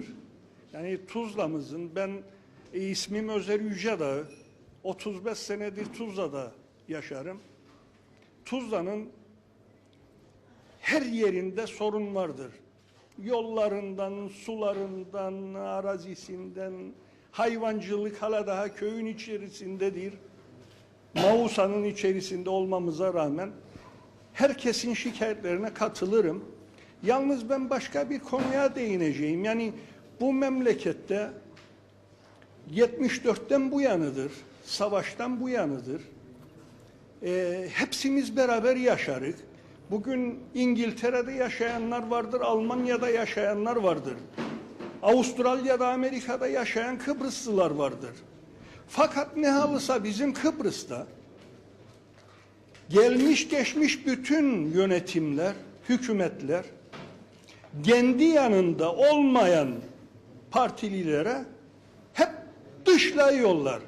Arsa yok, arazi yok, iş yok. Tamam. Bunlar bu memlekette son bulmadık sonra bu memleket huzur içinde yaşamaya elverişli bir ülke olamaz. Bunun yanında bir şey daha şikayet edeyim. Ben genel şikayet olarak hep bütün arkadaşların şikayetlerini kabul ettim. Ben de hayvancılık yaparım. Defalarca mandıra istememize rağmen bize mandıra verilmedi. Ve köyümüzde de uygun yer olmasına rağmen ya 2,5 mile nizamların olduğu bölgeye ben o yanda mandıra verse de bana ne yapacağım? Benim arazim burada, otlak bölgem burada. Ya Mutluyaka'ya. Bunları da geçtik. 2 sene önce oğluma ev yaptım köyün altında burada. Asfalttan 150 metre geri. Sayın Başkanımın da haberi vardır. Başka bilmem kimin haberi vardır. Kendi imkanlarımızla yakında arsamız yoktu. Oraya yapmak zorunda kaldık. İznimizi aldık, belediye de izin verdi. Fakat yol bataklık, dere. 10-12 kamyon havara istedik, dökülsün. Bize belediyede yetkili memur ne verdiği cevap bilir misiniz? Size öneririm dedi, bir 4 çeker araba alasınız dedi. Tamam mı? 2 senedir çocuğum evlidir orada. Bir çocuğu oldu, 2. çocuğu da yoldadır. Allah nasip ederse yakında gelecek. Hala daha suyu yoktur. Suyu dedik bağlayalım, gazdırayım dedim. 25'lik bir boru çekelim, bağlayın, ihtiyacını gidersin. Bize 4 inçlik boru istediler. Ben 150 metre yeri nasıl 4 inçlik boru döşedeyim? Yani ileride ev yapacak olanlara da ben mi su götüreyim şimdiden? Sayın Başkanım burada duyar. Yani belki bu söylediklerimden belki kendisinin haberi yok. Yol istediğimizden haberi vardır, su istediğimizden haberi vardır ama oradaki memurlardan ne cevap aldığımızdan belki de haberi yok. Hemen burada cevaplasın sizi. Tamam. Peki. Bravo. Hepinize Sağ ol, sağ ol bize. Programınız çok güzel. Devamlı izleyin. Devamlı başarılarınızın. Sağ ol. Sağ ol. Evet, tabii hangi yol olduğunu ben şimdi hatırlamadım ama buna benzer çok talepler geliyor. Orası resmi bir yol ise diğer evler de gelecek, su da gelecek, yol da yapılacak. Dolayısıyla ben hemen buna yarın bir inceleyeyim bu konuyu bir. O bir memur 4 çeker araba al filan demiş olması o da yanlış bir konuşmadır. O memur adına da ben özür dileyim sizden. Yanlış bir konuşmadır o. Tamam.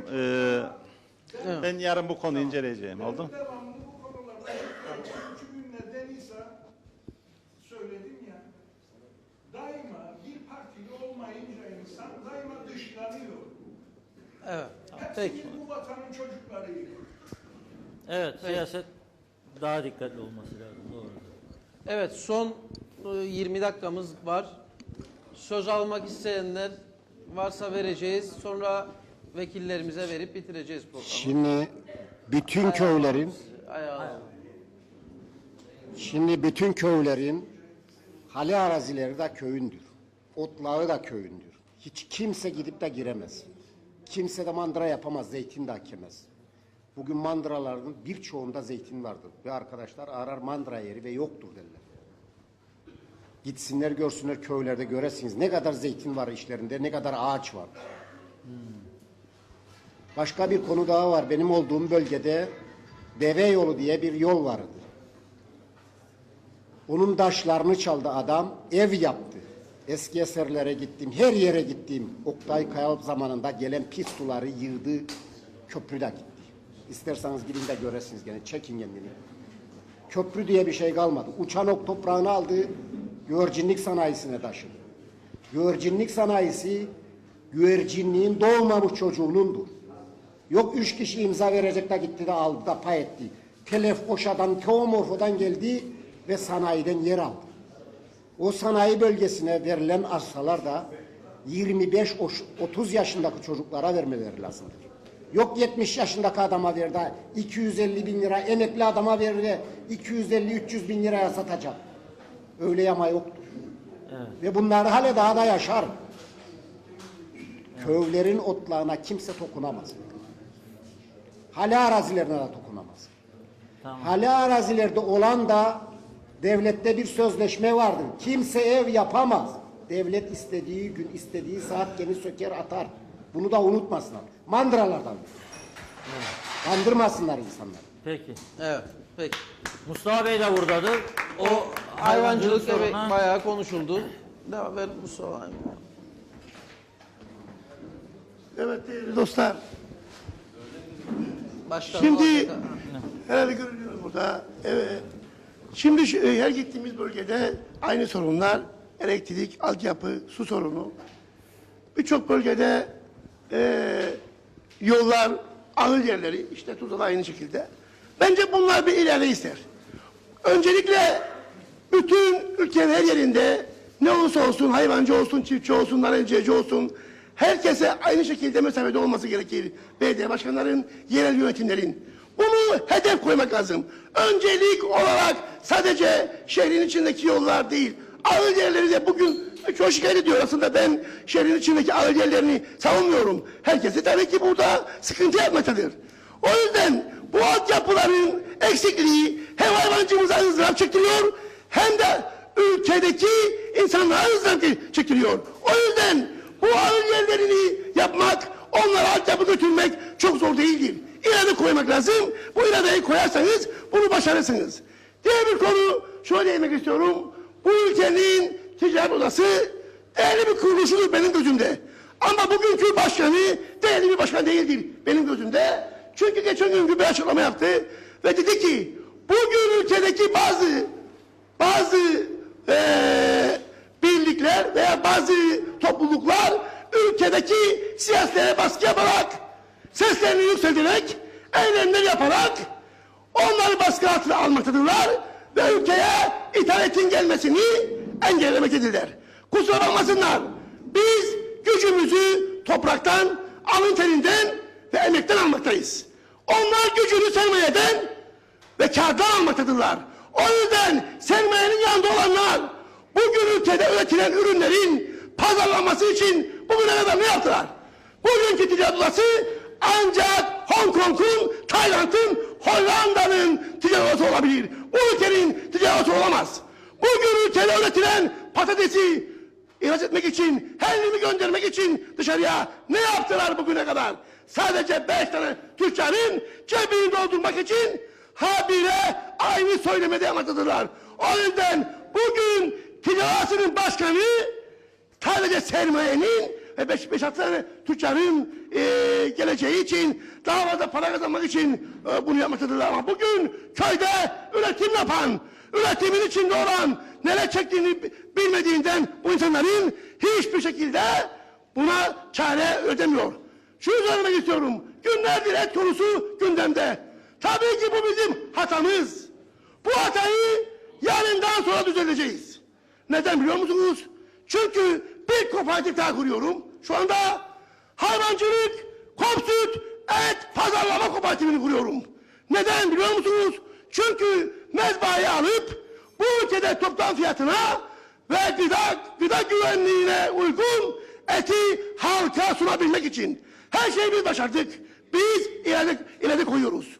Biz her noktada kop süte sahip çıktığımız gibi her yere sahip çıkıyoruz, ileride koyuyoruz. Çünkü siyasilerden bir beklentimiz kalmadı. Bakın hayvancıya ödememiyorlar, yalan söylüyorlar. Çünkü bugün hükümet edenler şu anda yalan söylemekten başka, oyalamaktan başka bir şey yapmıyorlar. Ama ben acımasızım. Hayvancılar Birliği acımasızdır. 2 gün sonra, 3 gün sonra gene gereken cevabı yapacağız. Yollarda kıracağız, gerekeni yapacağız. Mart ayında siz ödeyeceksiniz Küçükbaş hayvancıyı 11 milyon lira, dalga geçiyorsunuz. 4,5 milyon büyükbaş hayvancı alacağı var, dalga geçiyorsunuz. Maliye Müsteşarı diyor ki para yok. Maliye Bakanı diyor ki para yok. Ne oturuyorsunuz orada? Ne oturuyorsunuz siz? Yani siz sadece bu kırsalda yaşayan insanların emeğini alacağını vereceğiniz zaman para yok diyorsunuz. Bu doğru anlayış değildir. O yüzden biz bugün şunun farkındayız. Siz et fiyatına geldiği zaman Güney'i gösteriyorsunuz. Süt fiyatına geldiği zaman Türkiye'yi gösteriyorsunuz. Biz iki kenarda bir yerde kaldık. Türkiye'ye mi uyalım, Güney'e mi uyalım? Söylesinler bize, nereye uydursunlar bizi? Uydursunlar. Süt fiyatı Türkiye'de bizimle aynı. Ama et fiyatı bizden daha pahalı. Güney'de et fiyatı bizden ucuzdur, doğrudur. Ama Helvin'de 45 lira kilosu. Sütün de litresi 2,5 liradır. Koyun sütü 4 liradır. Bunun için söylemiyorlar. Yani işine geldiği gibi siyasetler bugün kıvırıyor. Bunu ortaya koymayacaksınız. Biz şu söylüyoruz. Asgari ücretli de, fakir fukara da herkes et yesin, süt içsin. Bizim derdimiz eti, sütü pahalı etmek değildir. Gelsin elimize koyalım, 5 yıl bu etin fiyatını, bu sütün fiyatını arttırmayalım. Ama yem fiyatlarını aşağı çekecekler. Elektriği zamlamayacaklar. Mazotu zamlamayacaklar. Bu insanlara destek olacaklar. Ama siz yem fiyatını artırıyorsunuz, her gün zam yapıyorsunuz. Nasıl bu insanlar yaşasın, nasıl geçinsin? Bunu düşünen yoktur. O yüzden değerli arkadaşlar, çok sabrettim birkaç gündür, devamlı olarak da bunu irdeliyorum. Çok sabrettik ama bu saatten sonra sabır bitmiştir. Teşekkür ederim. Var mı söz almak isteyen? Kapatıyoruz, şu son 15 dakikamız var ama yok, şimdi siz tamam yani 15 dakikamız var, sıralara verelim. Bayağı söz aldınız çünkü. Bir şey söyleyeceğim Murat. Geçen yıl 2016 yılında 26 bin lira mazot parası ödedim. 26 bin lira. İsterseniz mazotçuya sorun. Devlet bana ne kadar verdi bileyim? 980 lira mı? Öyle bir şey. 18 lira. Hesabını gör. Her gün sabahtan gözümün çapağıyla 100 liralık mazot alırım şeyden. Mazotçudan. Ve hayvanlığımı satar da yediririm ya. Peki alalım ön tarafa mikrofonu. Çok kısa. Şarkı mı? Kabul ettik şarkı. Söz. Sayın Bakanımızla uğraştılar. Hayvancılığa iki iş yapmak için yasak koydular. Bir bakanımız o bir bakana 300 bin istediğine 2 tane süt tankerini sattı. O kadar bir para kazanırlar bu hayvancının sırtından. Evet. O kadar 300 bin istedin 2 tane o morbolu bir bakana sattı. Dürüse. Peki. Ayıp diyenlere ya ama bir hayvancı çiftçe iş yasağı vardı. Evet tamam verelim Kenan Bey'e artık ve bitirelim programı ya da zorla alın biriniz. Değerli Tuzlalı kardeşlerim. Kısa kısa böyle 1, 2, 3 tane siyasimiz var. Tabii bazı arkadaşlara çok konuştular. O zaman bize hiç sıra kalmadı. 5 dakika hiç konuşmayalım. Buyurun. Halk konuşsun tabii de ama bir kişi 5 defa konuşursa bize bir şey kalmaz. 3 saatlik laf yaparsınız.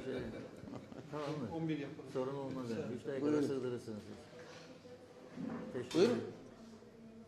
Değerli Tuzlalılar tabii biz güneyde kalan Tuzla'da da hep birlikteydik. Gençlik yıllarımda, liseli yıllarımda sizlerin köyüne gelip gidiyordum. Hısım akrabalarımız da oralarda vardı. 74 Mutlu Barış Harekatı'ndan sonra kuzeye taşındık hepimiz. Ben tabii o zaman daha Bu köyün adı Engomi'ydi. Daha Tuzla olmamıştı Yenile. Ben Tuzla'ya o zamandan geliyordum. Yani bu köye geliyordum. Hatta üniversiteye gideceğim günlerde ailem hala daha güneyde kalmıştı ve ben bu köye gelip işte bazı yerlerden ceket, pantolon gibi, ayakkabı gibi şeyler aldım. Çünkü ailem daha güneydeydi ve Türkiye'ye, üniversiteye öğrenci olarak gittim. Ziraat Fakültesine gittim. Çukurova Üniversitesi'ne.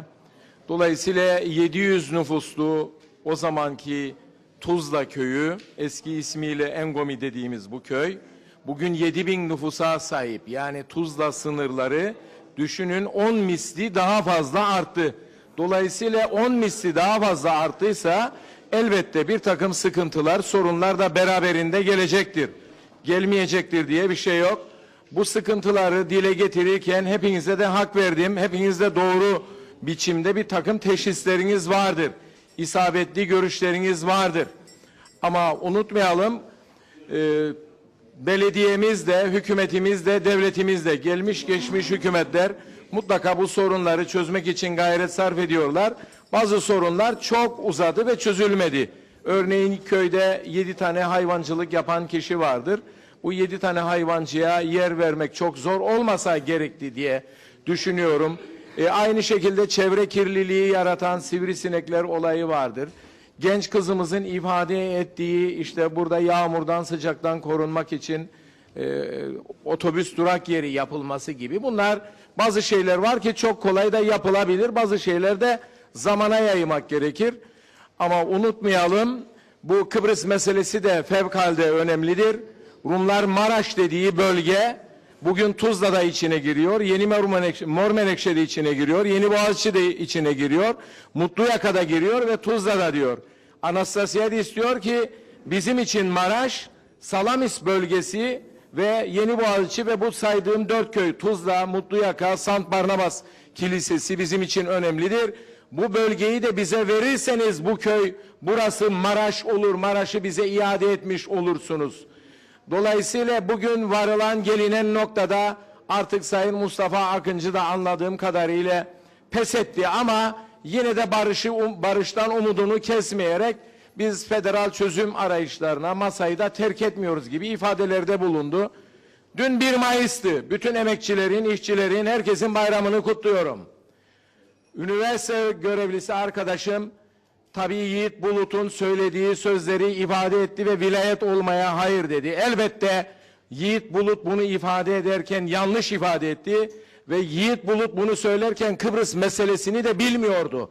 Çünkü Türkiye'den gelen elektrik, Kuzey Kıbrıs'taki elektrik ve Türkiye'den gelen suyun da Rumlara verildiğini, Rumlara da elektrik ve su verildiğini ifade etti. Halbuki bugün su problemi var. Kuzey Kıbrıs Türk Cumhuriyeti'nin birçok yerleşim birimlerine hala daha su verilmedi. Dolayısıyla bilmeden ve kişisel görüşlerini söylerken baş yardı. Doğru değildir. Ama Yiğit Bulut'un sözleri üzerinden hiç kimse Türkiye düşmanlığı yapamaz. Yiğit Bulut'un söylediği sözler yanlıştır. Dün 1 Mayıs'ta yapılan yürüyüşte işgale son, işgale hayır, ablukaya hayır, Türkiye'ye hayır pankartları taşındı. Bu asla kabul edilemez. Çünkü Türkiye burayı işgal etmedi. İşgalci olan Rumlardır. Kıbrıs Cumhuriyeti'ni işgal ettiler. Kıbrıs Cumhuriyeti'ni bizden çaldılar. Bizi uzaklaştırdılar. Dolayısıyla biz meşru bir zemindeyiz. Bu mübarek topraklara sahip çıkınız. Bu topraklar buralarda altın oldu. Tuzla bölgesi, Yeni Boğaziçi bölgesi, Mutluyaka bölgesi, birçok tarım arazisi buralarda arsa nitelikli araziler oldu. Çok büyük değerler, kıymetler elde etti. Dolayısıyla arazilerinize, köyünüze, tarlanıza, bağınıza, bahçenize sahip çıkın. Kıbrıs meselesinde bir çözüm olma ihtimali hemen hemen sıfır gibidir. Zaten 50 yıldır dinliyoruz bu masalı, bu ninniyi. Bu ninniye artık son verme zamanı gelmiştir. Bitirmek lazımdır. Bizim devletimiz, Kuzey Kıbrıs Türk Cumhuriyeti devletimiz var. Güvenliğimiz de var, özgürlüğümüz de vardır. Güvenliğimizi Türk Silahlı Kuvvetleri, Türk Ordusu sağlıyor. Ekonomik ve sosyal katkıları da anavatan Türkiye tarafından yapılıyor. İfade ederken bazı şeyleri Türkiye'yi düşman gibi kimse gösteremez. Eğer gösterirse onun karşısında bu halk mutlaka vardır. Bu halk mutlaka direnişini de gösterir. Evet. Çünkü bu halk mücahitlikten, mukavemetçi ruhtan gelen bir halktır.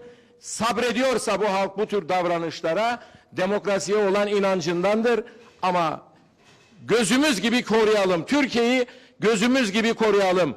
Kuzey Kıbrıs Türk Cumhuriyeti'ni gözümüz gibi koruyalım. Devletimizi, egemenliğimizi koruyalım. Çünkü ancak ileriye böyle bakabiliriz. Şehitlerimize böyle layık oluruz. Bizden sonraki gençliğe de ancak böyle layık oluruz. Saygılar sunarım.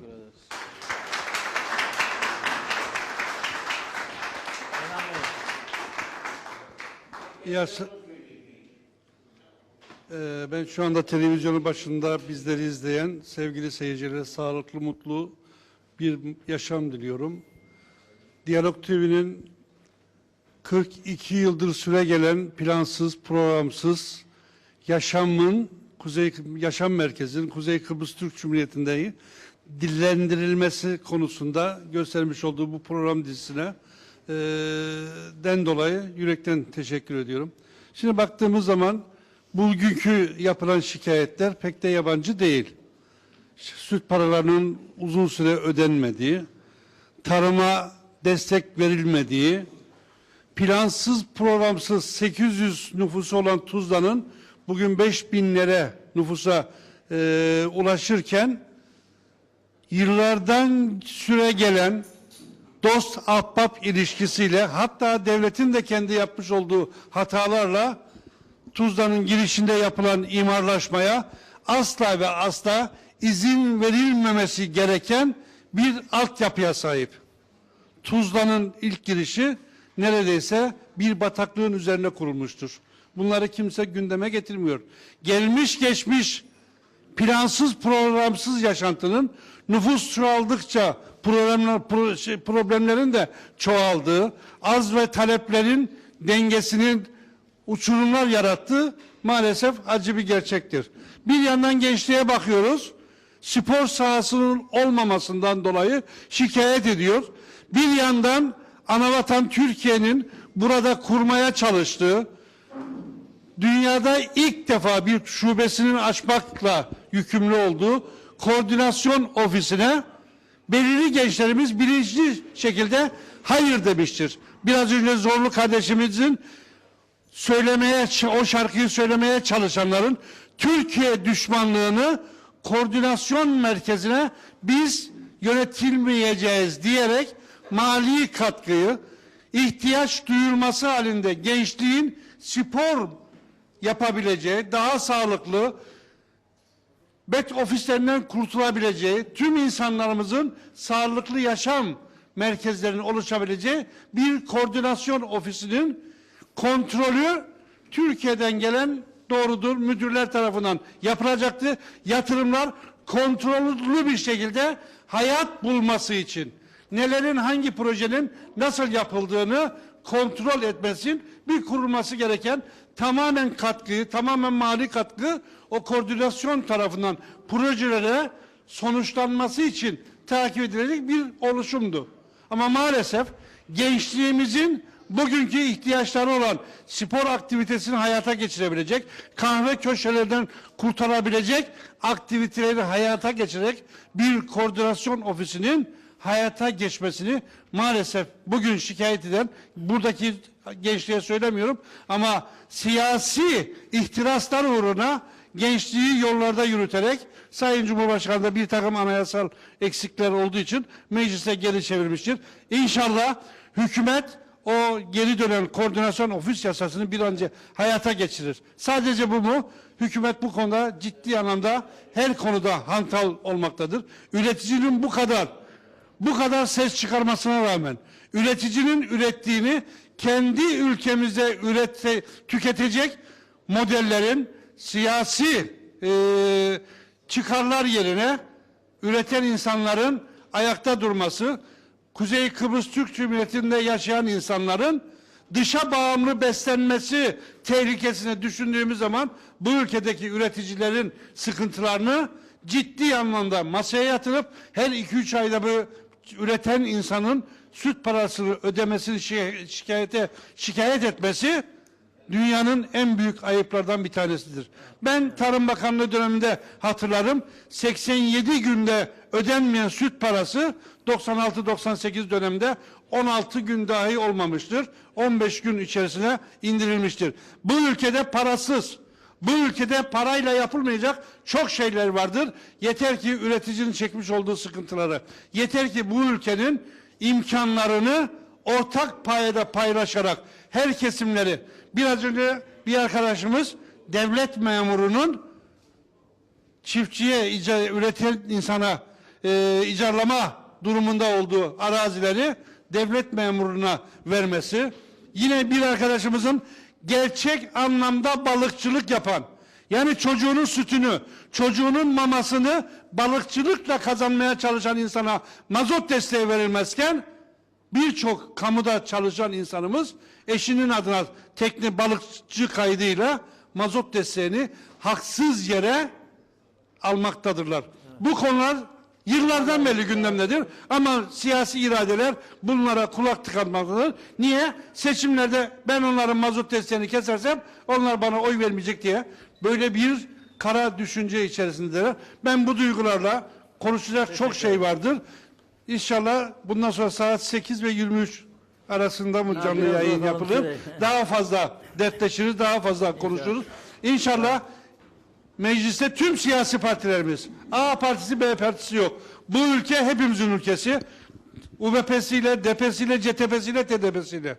Hepimizin ülkesi. Ortak payda bu ülkedeki sıkıntıları muhalefet ciddi anlamda muhalefetini yaparak iktidarlarda bir üreten iktidar haline getirirlerdi düşünüyorum. Diyalog TV'nin bu yapmış olduğu yayınlardan dolayı yürekten kutluyorum. Tüm izleyenlere sağlıklı, mutlu, huzurlu günler diliyorum. Evet, Erkut Bey'le noktalayalım programımızı. Halk Meclisi'nde esas konuşması gereken halktır. Dolayısıyla biz sabırla sonuna kadar dinledik, daha da dinlerdik. Öncelikle bunu ifade etmek istiyorum. Çok muazzam bir iş çıkarıyorsunuz Diyalog TV ekibi olarak. Kutlamaya değerdir. 31 hafta boyunca diyar diyar gezdiniz. Bu akşam benim yerime de geldiniz. Ben Mausa sınırları dahilinde programlarınıza imkanlar dahilinde katılmaya gayret ediyorum ama ben dışarıdan baktığınızda bir mahalle, içeriden baktığınızda bir köy olan Tuzla'da ikamet etmekteyim son 6 yıldır. Dolayısıyla kendimi bu güzel insanlardan bir tanesi ve size karşı da ev sahibi addediyorum. Az önce bilinçli kullandım. İçeriden baktığınızda köydür Tuzla. Çünkü Sayın Töre ifade etti. Engobi köyünün yerleşik halidir, yerleşime açılmış halidir. Dışarıdan baktığınızda da şehir içinde şehirdir aslında.